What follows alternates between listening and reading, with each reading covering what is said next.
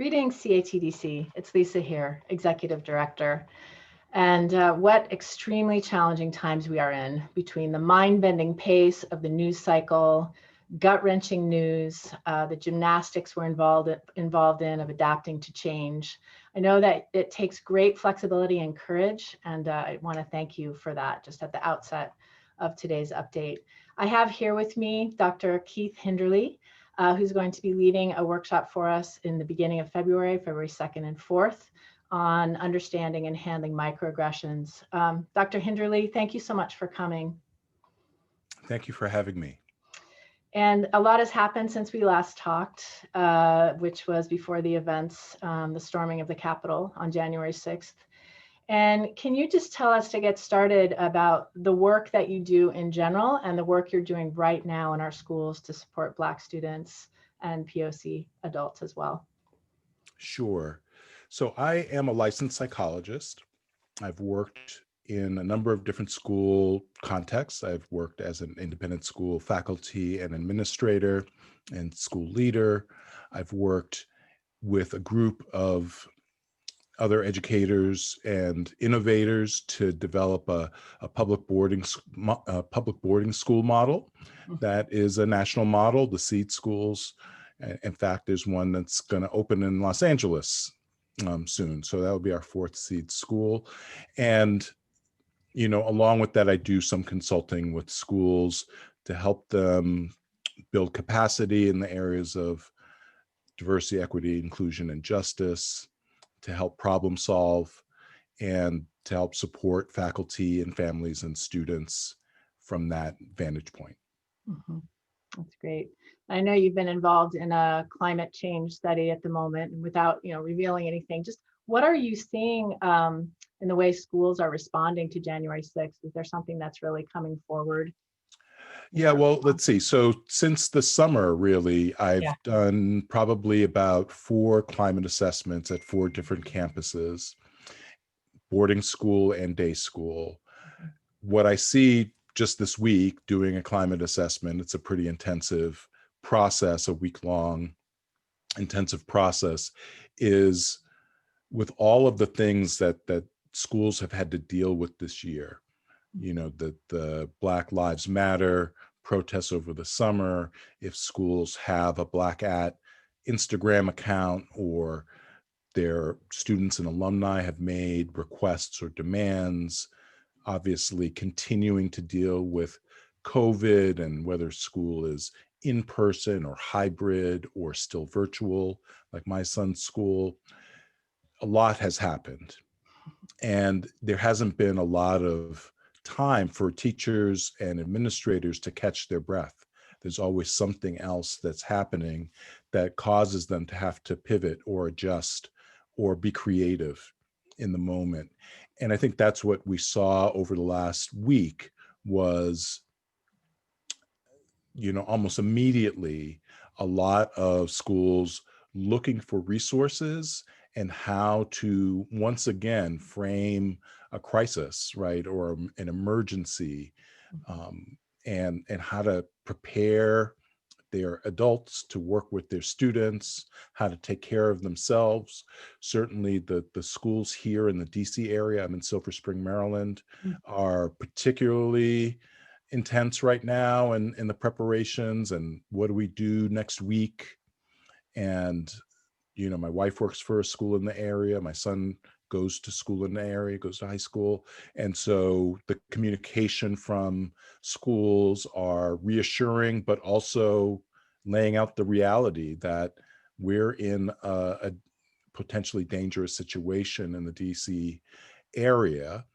And it's just such shocking news that I think everybody's trying to catch up when, I don't know, their fuel tank is already on E, and the events just keep on coming and becoming more dramatic. We just got through the election, and now this. Yes, and I'm always just so amazed that educators find ways to support each other during this time and to continue to draw from some part of themselves they didn't even know existed. before, particularly leaders in our schools who are managing so much with parents and students, and Yes. supporting the teachers who are really, on the ground. Um, and so, I would add, Lisa, yeah, that as a psychologist, just that the mhm, whole notion of self-care, yeah, how to create space to recharge, to escape for a moment, just to keep yourself together, particularly if you are in a caregiver type of role, like a teacher, mhm, that we're tapped so much and we give so much to the students or to the people that we care about, and often don't do the same thing for ourselves. And so I think that's the case. I was actually talking with a diversity, equity, and inclusion and justice practitioner that's out in California just the other day, and I said, you need to do 3 things for yourself, and then but we're going to talk next week. You need to do 3 things for yourself that don't involve somebody else, that is just for you, that hopefully doesn't cost a lot of money, that is something that you enjoy or that restores yourself or something, and be selfish. Because again, we are tapped, we are pulled, during times like this. mhm, mhm. Yeah, and I was just going to say that that's such good advice. And I took a walk earlier today. I had to force myself out the door because I had so much to do, but I knew that I needed that moment for Yes. myself. And so I hope people will take your advice to heart. And one thing that always impresses me is how teachers manage to find the time to do more professional learning. How can I do better in supporting my students? And that's exactly what your workshop is designed for, supporting Black students, people of color, adult people of color in schools. So what I wanted to turn to for a moment is the title of your workshop is Understanding and Handling Microaggressions as they occur. Can you define for me this term? I mean, we're in such a time of large aggressions. Um, can Right. you define for me this term of microaggression, please? Sure. So the term originates in the 70s. So Chet Pierce, who was a psychiatrist at Harvard Medical School, first wrote about microaggressions in the 70s, and he called them brief and commonplace daily behavioral or environmental indignities, whether intentional or unintentional, that communicate hostile, derogatory, or negative racial slights and insults toward people of color. And, Dr. Sue, who wrote Microaggressions in Everyday Life, sort of expanded upon that and sort of talked about not only what they are, but the impact of what they do. And he said something like, microaggressions sap the energy of people in marginalized populations. So people of color, LGBTQ folks, people who are poor or in poverty, et cetera. If you are in a marginalized group, these daily slights and indignities sap your soul, right? Sap your energy and make the environment where that occurs a really unsafe environment. Mhm, mhm. Thank you for expanding on that definition for us. It's one thing to understand what a microaggression is, and then another to handle situations when they come up. How will your workshop help educators to handle microaggressions as they occur, as they inevitably occur in our schools? Right. So I hear a couple of things from educators in wanting to know how to handle these situations. Some teachers want to know, how do I handle a situation in the moment? So I see something happening in my classroom or in the faculty room with colleagues or on the street or whatever. I'm a witness to it in the moment. What do I do to support the person that's targeted? Maybe address the person that is committing the microaggression? What are strategies that I could use to diffuse a situation or get the person safe, right? So I would say that's one thing that I get. A question, those are a set of questions that I get. How do I handle it in the moment? Mhm. I also get from schools, how do we handle it when it happens? Is it a disciplinary situation? Is it a restorative justice moment? Is it, what do we do?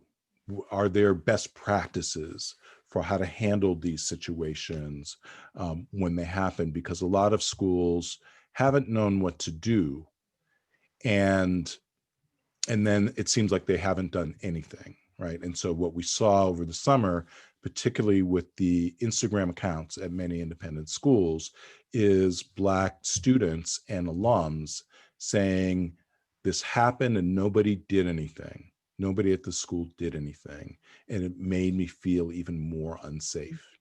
So that would be the second group of sort of questions or requests that I have, that I get. And then the third set of questions revolve around the theme of how can I avoid committing a microaggression? Like, how can I reduce, if I'm someone that does that, or I don't want to be a person that does that, how can I work on myself so that I'm not doing it? Those tend to be the three groupings that people ask for. So sort of in the moment strategies, maybe systemic strategies, and then personal growth strategies. Mhm. Mhm. That's great. That's a lot to offer in 2 days, and I'm sure that you'll get people started on that path and provide some strategies and tools for them. Um, is there anything else you want to say to our CATDC community before we close today? I'm just really, really grateful for you taking this time, knowing how busy you are, and then for being willing to offer this for us in our online setting in February. What I would say is people usually want more. Like you said, it's a lot to cover in a few days. And so one association that I did this workshop for added a third day because people wanted that. And some people have invited me to their school to sort of continue the conversation with their colleagues at their schools. It's present. It's a present issue. And people are looking for answers because at the end of the day, they recognize that there are people in their community that are hurting because of this. And so they want to find ways to address it, to support and not further injure someone that's already hurting. Right. Well, thank you. Thank you so much, Dr. Hinderlie, for being with us today. And, as we really have this deep goal in our independent schools to create cultures of belonging, to support every young person to thrive, to support the adults in our community to thrive so they can support young people. I just really appreciate the work that you're doing. And thank you from the bottom of my heart. Thank you. I look forward to at least meeting virtually with your audience. Great, thank you. And Thank you. to the larger CATDC community, I wish you all the best as you deal with all that is coming your way. Be sure to take care of yourself, as Dr. Hinderlie advises, and then also take a look at what CATDC is offering to help you take care of yourself and your students in your school communities. I wish you all the best in the coming week. Thank you for listening.